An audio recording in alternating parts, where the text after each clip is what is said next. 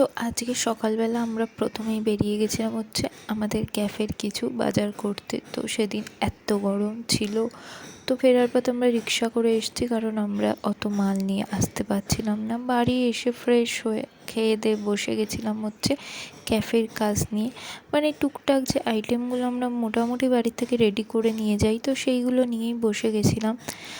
আর এই যে বোন এখানে আলু মাখছিল, মানে অনেক অনেক কিছু, যেহেতু একা তো আমরা সব করি, তো আমাদের অনেকটাই কিছু বাড়ির থেকে রেডি করে নিয়ে যেতে হয়। আমাদের বাড়ি আর ক্যাফের দুরন্ত জাস্ট 5 মিনিট, তো খুব একটা অসুবিধা হয় না। তো এখানে আমরা বসে বসে তাই টুকটাক সব জিনিস রেডি করে নিচ্ছি।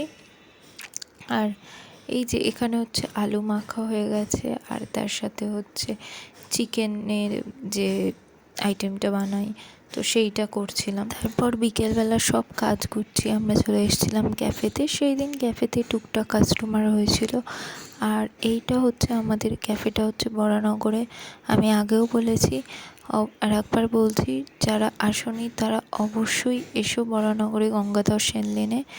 আশা করি তোমাদের ভালো লাগবে।